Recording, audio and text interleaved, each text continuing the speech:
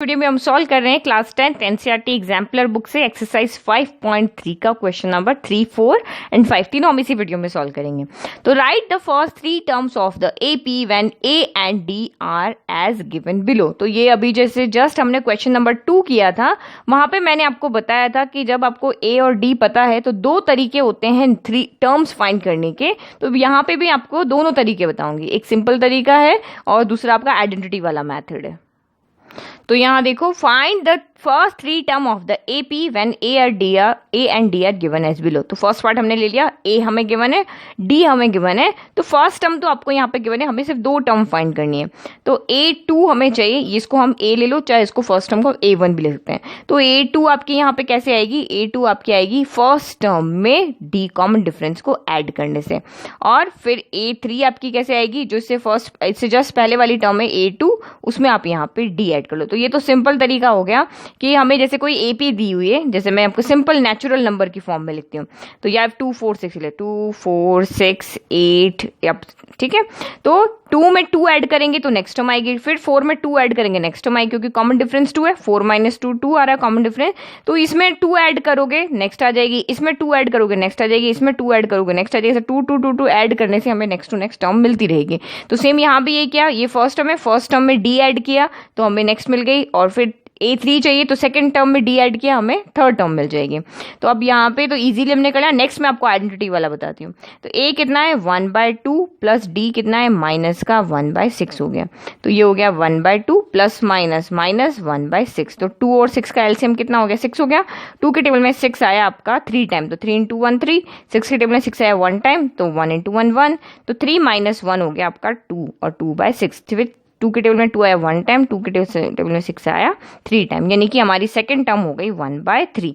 Now A2 plus D, तो A2 हमने अभी कैलकुलेट किया, कितना आया 1/3 प्लस D कितना है माइनस का 1/6। नाउ उसको सॉल्व करो तो ये हो गया 1/3 प्लस माइनस 1/6 हो गया। तो 3 और 6 का एलसीएम ले, तो यहाँ पे 6 आ जाएगा। 3 के टेबल में 6 आया 2 टाइम, तो 2 × 1 2। 1 के टेबल में 6 के टेबल में 6 आया 1 टाइम, तो 1 × 1 1। तो 2 - 1 हो गया आपका यहाँ पे 1, और ये हो गया 1/6। तो यानी कि आपकी 3 टर्म कौन सी हो गई, फर्स्ट टर्म हो गई 1/2, सेकंड टर्म हो गई 1/3, और थर्ड टर्म क्या हो गई 1/6। ओके, तो hence the first 3 terms are 1/2, 1/3 and 1/6 हो गया। नाउ सेकंड क्वेश्चन देखते हैं। A = -5 है एंड D = -3 आपको गिवन है। अब देखो आइडेंटिटी वाला फॉर्मूला लगा लेते हैं। AN, कोई भी हमें सेकंड टर्म चाहिए, कोई भी टर्म अगर फाइंड करनी, यही फॉर्मूला होता है। तो AN = A plus N - 1 × D। अब हमें यहाँ पे A2 चाहिए, तो N की जगह पे N = हम क्या पढ़ देंगे, 2 पुट कर देंगे। तो यहाँ N की जगह 2 रखा, A2 = A as it is, N की जगह 2 - 1 × D हो गया। तो ये आपका यहाँ पे सेम हो जाएगा, A प्लस 2 - 1 कितना हो गया, 1 हो गया, 1 × D हो गया। अब हमें A3 चाहिए, तो A3 में N की जगह आप यहाँ पे क्या पुट कर दोगे, 3। तो ये हो गया आपका A की जगह A, N की जगह 3 - 1 × D। तो ये हो गया A प्लस 3 - 1 हो गया 2D हो गया। नाउ वैल्यू पुट कर दो। A कितना है आपका -5, फिर प्लस D कितना है -3। तो ये आपका हो गया -5 प्लस -3। तो माइनस माइनस प्लस होता है, 5 + 3 हो गया यहाँ पे आपका 8 हो गया, लेकिन साइन नेगेटिव आएगा क्योंकि दोनों यहाँ पे नेगेटिव टर्म है। फिर नेक्स्ट आपका यहाँ पे हो गया A + 2D। तो वैल्यू पुट करो। A कितना है आपका यहाँ पे -5 प्लस 2, D की जगह हमने -3 रख दिया।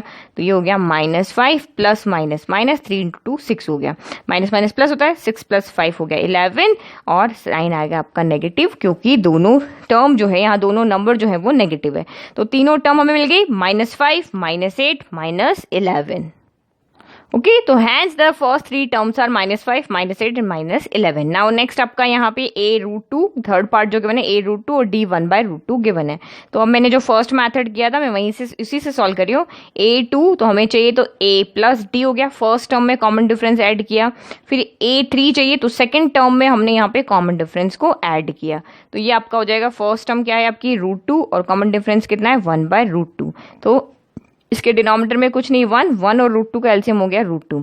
तो 1 के टेबल में √2 आया √2 टाइम, तो √2 ऊपर मल्टीप्लाई हो जाएगा। तो हमें पता है कि 2 सेम इरेशनल नंबर को मल्टीप्लाई करने से वही रैशनल नंबर आता है जो रूट के अंदर होता है। तो यहाँ पे हो गया 2 प्लस √2 के टेबल में √2 आया 1 टाइम, तो 1 × 1 1 हो गया।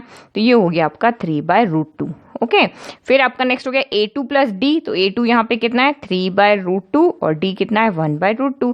दोनों का डिनोमिनेटर सेम है तो एलसीएम √2 हो गया, और सेम है तो numerator as it is add हो जाता है, तो 3 + 1 हो गया 4/√2। अब आप यहाँ पे क्या कर सकते हो कि अगर आपको डिनोमिनेटर में रूट नंबर नहीं चाहिए तो √2 से ऊपर नीचे मल्टीप्लाई करके इसको और सॉल्व कर सकते हो, बट मैं यहीं तक सॉल्व कर रही हूँ। ओके, तो hence first three terms are, first है आपका √2, देन 3/√2 और देन 4/√2। ये भी हो सकता है, और अगर मैं इसको और सॉल्व करूँ, रैशनलाइज करूँ, तो √2 से ऊपर नीचे मल्टीप्लाई कर लूँ, क्योंकि डिनोमिनेटर में हम कभी √2 रखते नहीं है। तो √2 × √2 क्या हो गया यहाँ पे, देखो न्यूमरेटर तो सेम हो जाएगा, 3 × √2 3√2 हो गया, √2 × √2 अभी 2 होता है, तो ये हो गया। फिर यहाँ पे भी सेम आपको रैशनलाइज कर दो, √2 × √2 तो 4 × √2 तो 4√2 हो गया, और √2 × √2 आपका 2 हो गया, तो ये 2 के टेबल से कैंसिल हो गया 2 टाइम। तो ये भी हो सकता है, √2 हो सकता है, 3√2/2 हो सकता है, और 2√2 हो सकता है। दोनों में से दोनों आंसर राइट है। नाउ नेक्स्ट देखते हैं question number 4। Find A, B and C such that the following numbers are in AP। तो AP आपके यहाँ पे क्या है, A 7, B 23 और C। ये आपको एक AP दिया हुआ है। AP में क्या है, 2 टर्म तो आपको गिवन है, सेकंड टर्म गिवन है, फोर्थ टर्म गिवन है, लेकिन फर्स्ट, थर्ड और फिफ्थ टर्म आपकी यहाँ पे क्या है, एक वेरिएबल की फॉर्म में, और आपको इन्हीं वेरिएबल की वैल्यू यहाँ पे क्या फाइंड करनी है। तो क्वेश्चन में सिर्फ हिंट इतना है कि ये एक AP है, और हमें पता है कि अगर कोई AP हमें दी हुई है तो चाहे कितनी ही टर्म उसमें डालो, सबका कॉमन डिफरेंस सेम होता है। तो हम कॉमन डिफरेंस को यूज करके ही, या कॉमन डिफरेंस की हेल्प से ही यहाँ पे जो आपकी टर्म ABC जो है, जो यहाँ पे हमें दी हुई नहीं है, उनको फाइंड करेंगे। तो सबसे पहले क्या लिखेंगे, given AP is, first is A, then 7, then B, then 23, then C and so on. ठीक है, तो अब इनको हम फर्स्ट टर्म सेकंड टर्म ले लें। तो जितनी भी टर्म हमें गिवन थी उसको हमने first term, second term, third term, fourth term, fifth term इस तरह से लिख लिया। अब मैंने आपको कहा कि जब भी कोई मिसिंग टर्म फाइंड करनी हो, इसी तरह से कुछ भी आपको फाइंड करना है, तो आपको AP में A और D पता होना चाहिए। तो हमें तो यहाँ ना A पता है ना D पता है, तो हम पहले इसका कॉमन डिफरेंस फाइंड करते हैं। तो D1 कितना आएगा, D1 होगा A2 - A1। तो यहाँ पे A2 कितना है, A2 आपका है 7, और A1 कितना है यहाँ पे A हो गया। ओके, इन्हीं की हेल्प से हम इसको फाइंड करेंगे। नाउ D2 कितना होगा आपका, A3 - A2। तो A3 आपका यहाँ पे कितना है B, तो और A2 कितना है आपका यहाँ पे 7। फिर नेक्स्ट आपका यहाँ पे D3, तो D3 आपका यहाँ पे है A4 - A3। तो ये हो गया आपका A4 - A3। तो ये आपका हो जाएगा 23 माइनस का B हो गया। ओके, फिर नेक्स्ट आपका यहाँ पे D4, तो D4 हो गया आपका A5 - A4। तो A5 आपका यहाँ पे कितना है C -23। अब क्वेश्चन में आपको दिया हुआ है कि ये एक AP है, तो ये क्योंकि ये एक AP है तो इनमें कॉमन डिफरेंस सेम ही होगा। कॉमन डिफरेंस सेम होता है तभी आपकी AP होती है। तो इसके according D1, D2, D3, D4 चारों आपके यहाँ पे क्या है, इक्वल है। अगर हमें ये सीरीज दी हुई और आपको चेक करना है कि AP है या नहीं है, तो हम चेक करते हैं। अगर D1, D2, D3 जितने भी D हम कैलकुलेट कर सक रहे हैं वो सारे इक्वल है तो AP है। बट आपको ये पहले से ही दिया है कि ये एक AP है, दैट मीन्स ये चारों आपस में इक्वल है। तो as we are given that कि लिस्ट ऑफ नंबर, हमें ये दिया हुआ है कि ये एक AP है, तो ये D1, D2, D3, D4 चारों आपस में इक्वल होंगे। अब आप यहाँ पे देखो कि हम किन 2 टर्म को इक्वल लें कि हमें कोई एक वेरिएबल, चाहे A मिल जाए, चाहे B मिल जाए, चाहे C मिल जाए।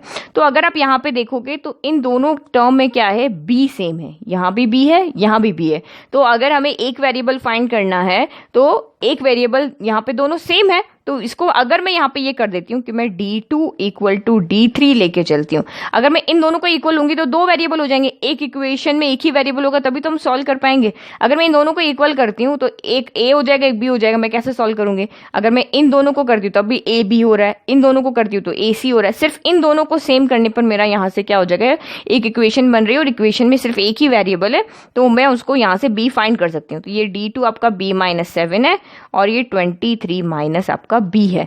तो मुझे B चाहिए, मैं B को इधर शिफ्ट कर लेती हूँ, तो माइनस का B उधर जाके प्लस का B हो जाएगा। फिर ये हो गया 23 माइनस का 7 इधर आके प्लस का 7 हो जाएगा। तो B + B आपका हो गया 2B, 23 + 7 हो गया 30। तो B = आपका हो गया 30, 2 मल्टीप्लाई में हो गया डिवाइड में आ गया, 2 यहाँ मल्टीप्लाई में तो डिवाइड में, 2 से आपका 30 कैंसिल हो गया, 15 आ गया। तो this implies b equal to यहाँ से आपका क्या हो गया 15। ओके, तो बी की वैल्यू हमें पता चल गई। मतलब कि अब यहाँ से अगर हम देखते हैं, यहाँ पे आप चाहे अभी से बी की वैल्यू को पुट कर लो तब भी आपका यहाँ पे सॉल्व कर सकते हैं। तो दिस एम्प्लाइज बी माइनस 7 आपका यहाँ पे क्या हो जाएगा 15 माइनस 7, तो ये आपका यहाँ पे हो गया 8। ओके, और इसमें भी मैं वैल्यू पुट कर लूँ तो 23 माइनस बी की जगह हमने रखा 23 माइनस आपका क्या बी है, तो यहाँ पे बी की जगह 15 रखो, तो 23 माइनस 15 हो गया, तो ये हो गया यहाँ पर 8। तो देखो कौन दोनों कॉमन डिफरेंस हमारे सेम आ रहे हैं। अब आप यहाँ पे क्या कर सकते हो, इसको और इसको रिलेट कर लो। अगर मैं d1 इक्वल टू d2 लेती हूँ तो सिर्फ एक ही वेरिएबल रह रहा है, और अगर मैं d4 इक्वल टू d2 ले रही हूँ तब भी मेरा एक ही वेरिएबल रह रहा है। तो अब तो आप कैसे भी एक वेरिएबल आ गया, अब तो हम इजीली इसको सॉल्व कर सकते हैं। Now taking d1 equal to d2, तो d1 आपका यहाँ से कितना है 7 माइनस a, और d2 अभी हमने कैलकुलेट किया कितना आ गया 8 आ गया। तो a हमारा नेगेटिव है, a को हम इधर लेके चले जाते हैं, तो 7 प्लस का 8 इधर आ गया, माइनस का 8 हो गया, और ये a हमारा इधर आ गया। तो 7 माइनस 8 कितना हो जाएगा माइनस का 1 इक्वल में a हो गया। ओके, तो ये हमारा a आ गया। अब आप यहाँ पे c चाहिए, c और d2 ही ले लो, चाहे d3 लो चाहे d2 लो, एक ही बात है। तो नाउ d2 इक्वल टू हम लेते हैं d4, तो d2 आपका कितना आ रहा है 8, और d4 कितना आ रहा है c माइनस 23 आ रहा है। तो अब आप 23 को नेगेटिव को उधर लेके चले जाओ, तो 8 का प्लस हो जाएगा इक्वल टू सी, 23 प्लस 8 आपका यहाँ पे हो जाएगा 31 इक्वल टू सी। तो हमारा इजीली ए बी सी हमने यहाँ पे तीनों फाइंड कर लिए। तो हैंस क्या लिख लेंगे, hence a equal to -1, b equal to 15 and c equal to 31। तो ये इजीली क्वेश्चन सॉल्व हो गया। तो जब भी आपको इस तरह से वेरिएबल की फॉर्म में, क्योंकि अच्छा क्वेश्चन है अगर इस तरह से एपी आया, क्योंकि इस तरह का ये क्या ट्रिकी क्वेश्चन है, बच्चे वैसे ही डर जाएंगे वेरिएबल क्या हो गया, कैसे इसको हम सॉल्व करेंगे। लेकिन माइंड में अगर आपके ट्रिक है कि अगर एपी दी हुई है और हमें यहाँ पे किसी भी वेरिएबल को लाना है, तो हमेशा यही तरीका होता है आपका यहाँ पे एपी बनाने, यानी कि मिसिंग टर्म को फाइंड करने का। Okay, now next question number 5। Next question number 5. Determine the AP whose fifth term is 19 and the difference of the 8th term from the 13th term is 20. तो देखो यहाँ पे आपको ट्रिक कर दिया है। देखो कैसे किया वो मैं बताती हूँ। तो सबसे पहले आपको यहाँ पे क्या करना है, एपी बनाना है। एपी एक ऐसी एपी बनाना है जिसकी फिफ्थ टर्म तो 19 है और दो टर्म का जो डिफरेंस है वो क्या है यहाँ पे 20 है। तो जब भी इस तरह का क्वेश्चन आता है सबसे पहले आप फर्स्ट टर्म और कॉमन डिफरेंस को यहाँ पे लेट कर लो। ओके तो इस तरह से आपको स्टार्ट करना है। Let the first term of an AP be a and the common difference is d. तो कोई एक जो भी आप एपी बना रहे हो, एपी कभी भी फर्स्ट टर्म और कॉमन डिफरेंस के बिना नहीं बनती। तो वही हमने यहाँ लिखा कि फर्स्ट टर्म हमारी ए ले लिया वेरिएबल की फॉर्म में और कॉमन डिफरेंस हमने यहाँ पे डी ले लिया। ऑल्सो आपको यहाँ पे गिवन है कि A5 आपको यहाँ पे गिवन है 19 and the difference of the eight term from the 13th टर्म। तो यहाँ पे आप क्या गलती कर सकते हो, A8 माइनस A13 कर दोगे, लेकिन आपको यहाँ पे क्या है डिफरेंस जो है 13th टर्म में से 8th टर्म का डिफरेंस यहाँ पे दिया हुआ है वो क्या है 20। क्योंकि एग्जाम में वैसे ही प्रेशर होता है, जल्दी जल्दी में क्वेश्चन ठीक से पढ़ते नहीं और यही मिस्टेक हो जाती है। 8th टर्म पहले लिखा है तो A8 माइनस A13 कर दोगे तो वो यहाँ पे गलत हो जाएगा। ओके तो ये हमें यहाँ पे हिंट दिए हुए, जब भी कोई एपी बनानी है तो एपी बनाने के लिए हमें ए और डी पता होना चाहिए। तो उन ए और डी को फाइंड करने के लिए ही आपको क्वेश्चन में हिंट दिए होते हैं, कंडीशन दी होती है।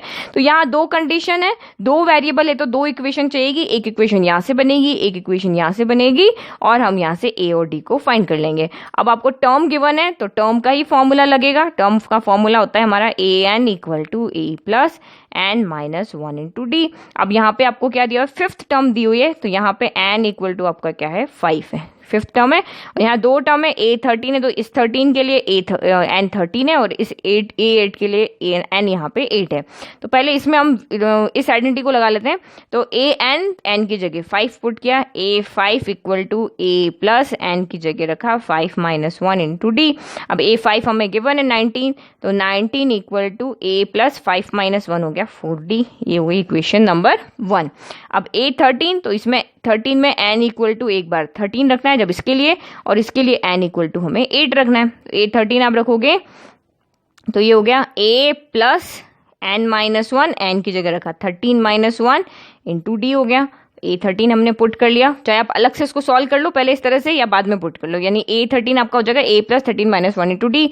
अब इसमें n की जगह 8 रखना है, तो ये हो जाएगा A प्लस n की जगह रखा 8 माइनस 1 इंटू डी। तो ये मैंने यहाँ पे दो अलग अलग सॉल्व करके और मैं यहाँ पुट करती, मैंने यहाँ डायरेक्ट कर दिया, नहीं समझ में आ रहा है तो अब यहाँ पे देखो A13 आपका कितना होता है, A प्लस n की जगह रखा 13, तो ये हो जाता 13 माइनस 1 इंटू डी, यानी कि हो जाता A प्लस 12 डी हो जाता। और A8 आपका कितना हो जाता, ये हो जाता A प्लस n की जगह रखा 8 माइनस 1 इंटू डी, तो ये हो गया आपका A प्लस 7 डी। तो मैं यहाँ पे सॉल्व करके रखती, बट मैंने यहाँ पे देख के डायरेक्ट आपको यहाँ पे पुट कर लिया, तो ये आपका हो जाएगा A प्लस 13 माइनस 1 12 डी, फिर ये हो गया माइनस और ये हो गया A प्लस 7 डी हो गया, और इक्वल हमें डिफरेंस कितना गया ना 20। अब इस ब्रैकेट को ओपन करो तो A प्लस, ये तो मेरा अलग से मैंने आपको सॉल्व करके बताया, A plus 12 D minus plus minus A minus plus minus 7 D equal हो गया 20। तो प्लस A से minus A cancel, 12 time D में से 7 टाइम D आपका यहाँ पे सब्ट्रैक्ट हो गया,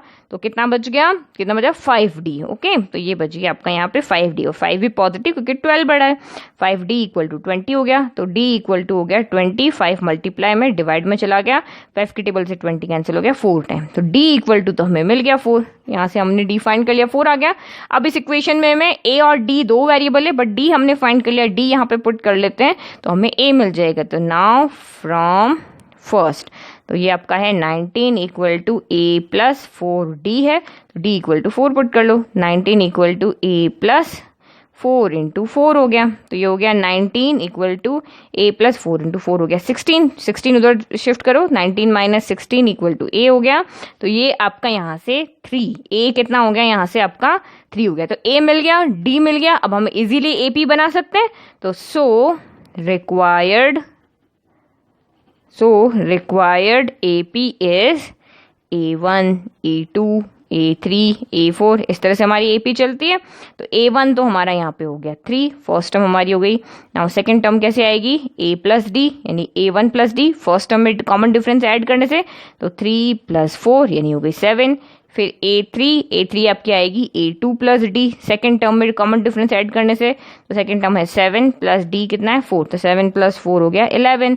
और A4 आपका कैसे आएगा, इससे जस्ट ऊपर वाली टर्म में D ऐड करने से, तो ये हो गया 11 प्लस 4, तो ये हो गया 15। तो सो AP आपकी क्या हो गई, दैट इज AP हमारी यहाँ पे हो गई 3, 7, 11, 15 एंड सो ऑन। इससे हम आगे भी बना सकते हैं। ओके, तो ये इस तरह का क्वेश्चन है, ये आपका मोस्टली रिपीटेड क्वेश्चन होता है। इस तरह का क्वेश्चन आपका 3 मार्क में आ जाता है कि आपको इस तरह से इक्वेशन बना के सॉल्व करके A और D फाइंड करना होता है, और वहां से फिर हमें AP को जनरेट करना होता है। ओके, सिंपल पेपर आया तो इस तरह का क्वेश्चन तो उसमें आएगा ही आएगा।